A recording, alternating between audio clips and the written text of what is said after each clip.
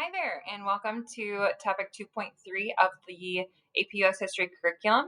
I've actually broken up this topic into four separate shorter videos so that we can focus on each colonial region on its own. So this first colonial region we're going to address is the Chesapeake. Your learning objective for this entire series of four videos is to explain how and why environmental and other factors shaped the development and expansion of various British colonies that developed and expanded from 1607 to 1754. So really your thematic focus is looking at those environmental characteristics that impacted the development of the colonies. So for your key concept, we're going to be looking at two specific key concepts for this short video. The Chesapeake and North Carolina colonies grew prosperous, exporting tobacco, a labor-intensive product, initially cultivated by white, mostly male, indentured servants, and later by enslaved Africans.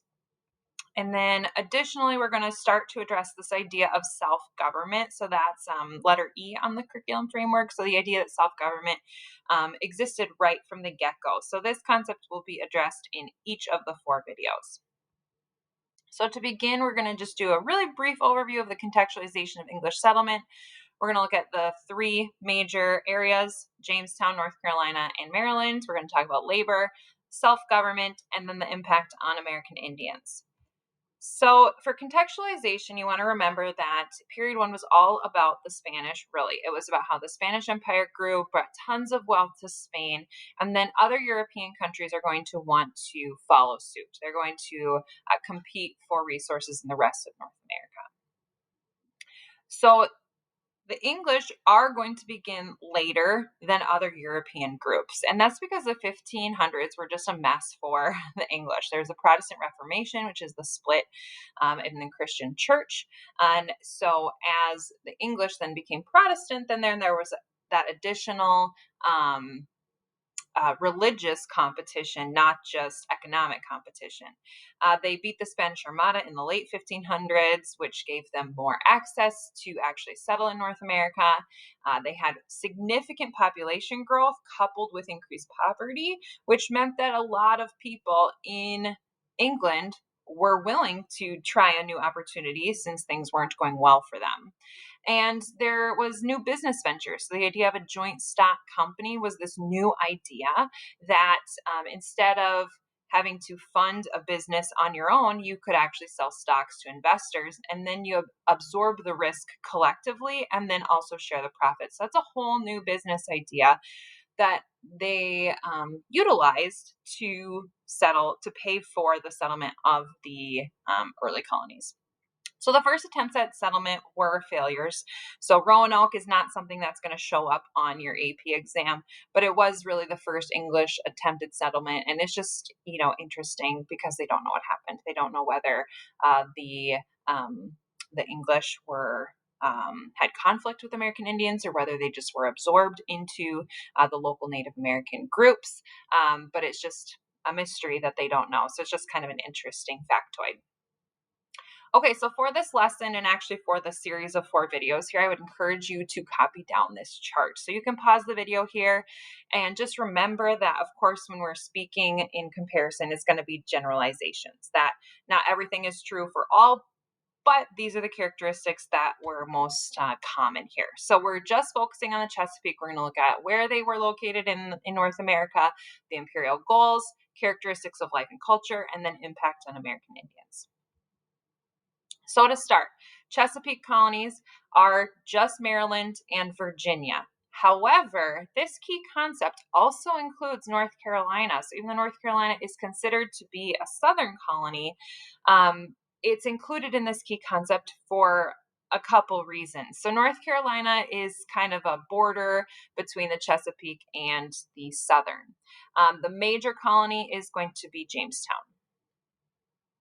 So this is the first permanent settlement. Jamestown is one that many students have learned about in earlier social studies classes, and it did survive, but it did not seem likely that it would. So it was founded in 1607 by the joint stock company, the Virginia Company, and like within the first year, over half died to the unhealthy conditions. So they settled in a swamp where there was poor water quality, drought, extreme cold. Many of the men who came were gold diggers. They were looking for gold, and they they did not take the time to plant crops. They did not take the time to build shelters, and so when that winter came, they were severely unprepared. And additionally, the conflict with American Indians wreaked havoc on the early settlement efforts. And so by 1608, only 38 settlers remained. So at this point, John Smith kind of takes over. And of course, if you have seen the movie Pocahontas, you know the scene where John Smith is about to be killed by Chief Powhatan, and then Pocahontas throws herself on him and saves him. Well, the belief is actually that this was orchestrated, that this was planned in advance, that it wasn't just a emotional thing that Pocahontas did to save him, but rather that this was planned in advance so that then John Smith would be indebted to Chief Powhatan and to Pocahontas, and then he would act as kind of like a emissary or as a diplomat between the English and the Powhatans. John Smith didn't really follow through with that, but the goal, um, if it was orchestrated, in fact, the goal was to improve the relationships between the two groups. So John Smith then goes on and he goes back overseas, and from 1609 to 1610 there's a starving time, and so they actually, Jamestown actually, they burn it down and are about to head back across the Atlantic, and they are resupplied, repopulated. And so I want to say there was about 400 new settlers that came in that resupply, and they established farming. And the reason why this resupply was able to happen was because the Virginia Company kind of partnered with some Protestant priests and leaders, and they decided to set a new mission for the colony, which was to convert American Indians. So then more people came over for not only the opportunities of wealth, but also for this kind of idea that they would convert the American Indians there. But it is in this resettlement effort that they begin the cultivation of tobacco. And so the colony becomes profitable in the 1620s. It ends up being converted to a royal colony as part of this time.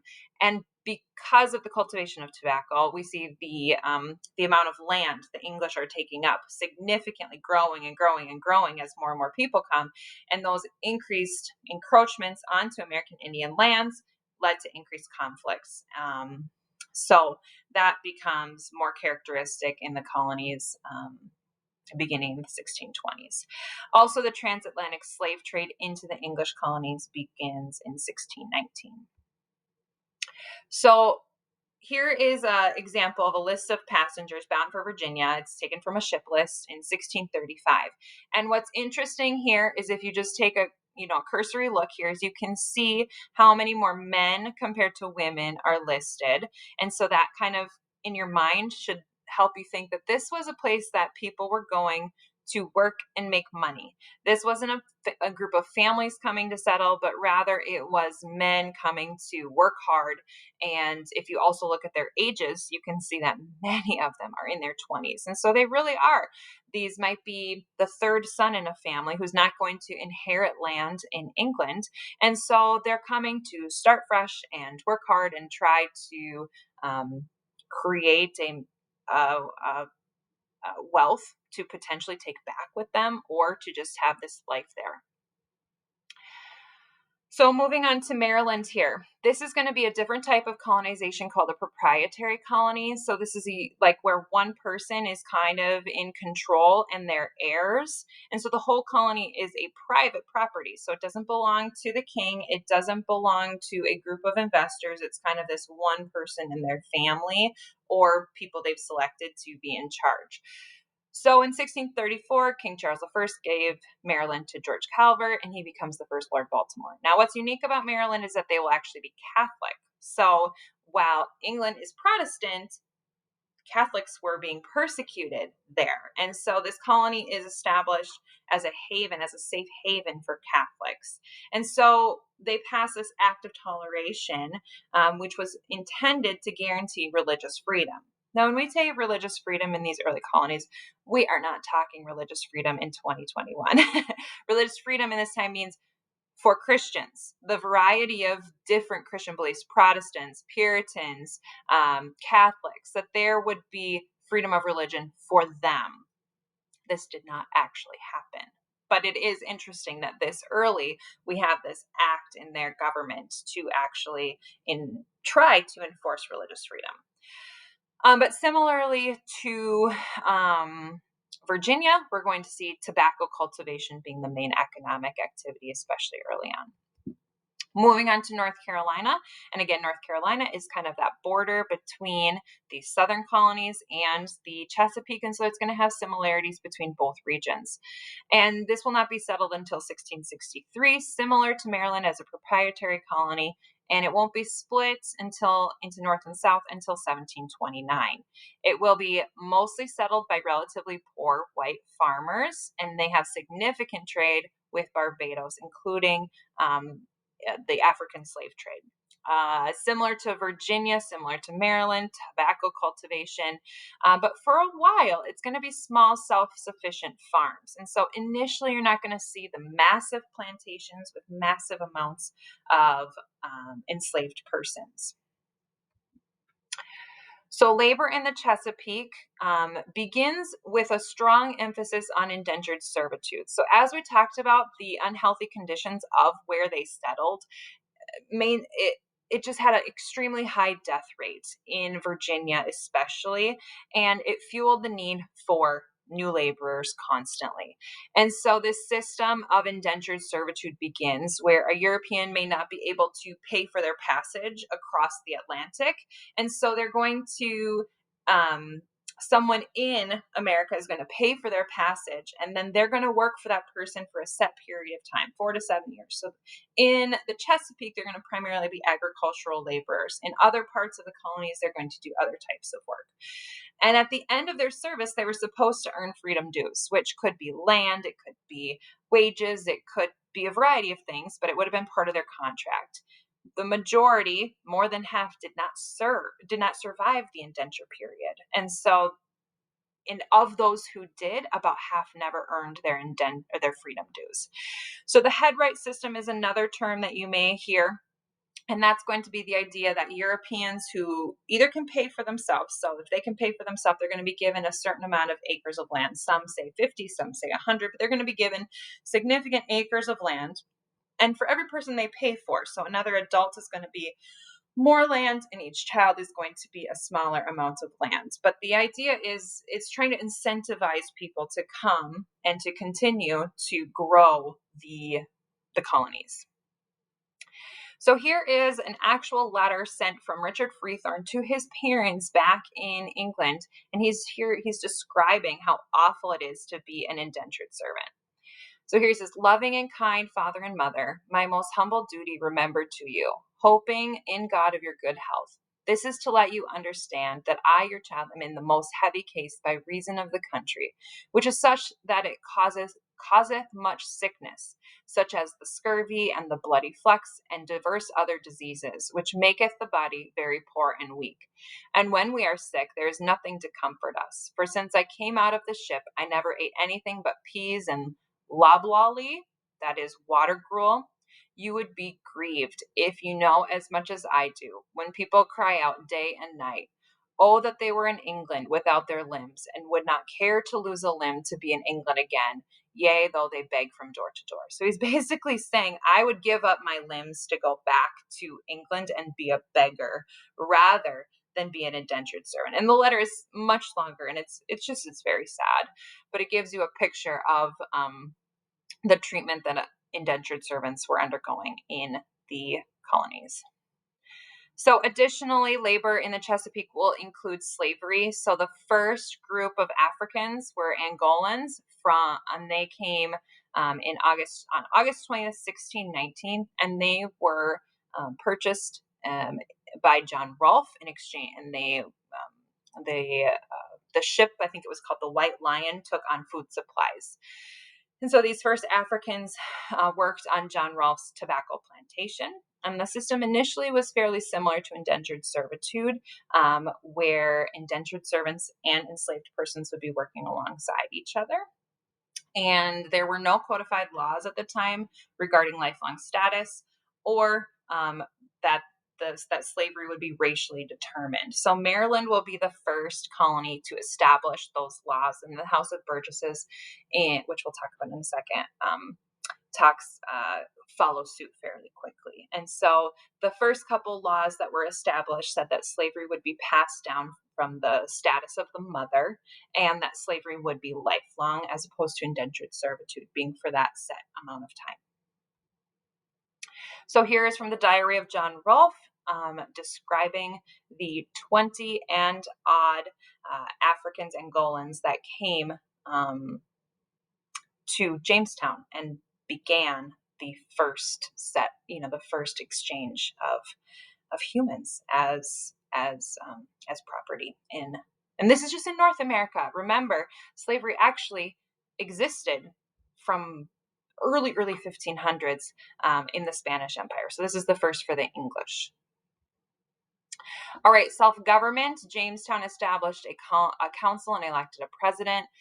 Maryland and Carolina will both be controlled by proprietors, and especially Carolina is going to have that hierarchy that really elevated elite planters. So a significant term here would be the House of Burgesses, because that is the name for the first elected represented assembly, and that was established in 1619. Okay, so some of these key ideas here. So Imperial Goals, we see the joint stock company. Profit is going to be the primary imperial goal for the Chesapeake, but there were some religious motivations as well. You can think about Maryland with the Act of Toleration for Catholics.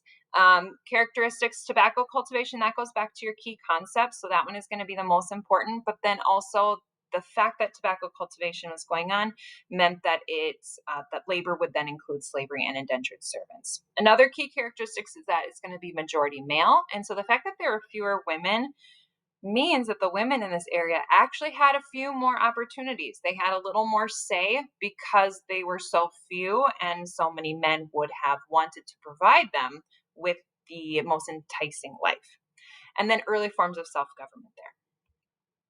Okay, so finally here we're going to just briefly mention the impact on American Indians, because there is an entire lesson later that is solely focused on the impact of the English settlement on American Indians. So by the time Jamestown was settled in 1607, Europeans were not a new concept for American Indians. They were well aware of Europeans and the difficulties, the diseases that came, or the fact that death followed soon after that.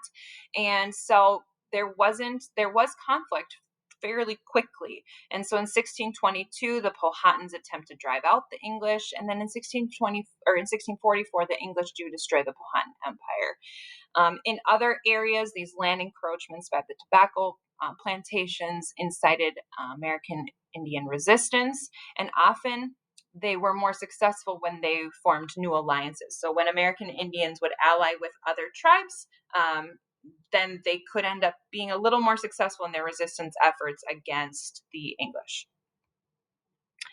So yeah, that conflict in this area is going to be primarily due to land encroachment. So that's your key idea for the Chesapeake. So going back to your chart, you again may want to pause here to fill in these major ideas, but we will continue on in our next videos to fill in the rest of this chart, so you have a really good note-taking thing for your comparison. But remember, the key here is to explain how and why environmental and other factors shape the development and expansion of various British colonies that developed and expanded from 1607 to 1754. So you should be thinking about the environmental characteristics, the swampy land but mild climate that allowed for tobacco cultivation, and also the motivations of profit and how that created a male-dominated society. So those are some of the key things that you should have gotten from this lesson. So thanks for watching. Please like and subscribe. I really appreciate it.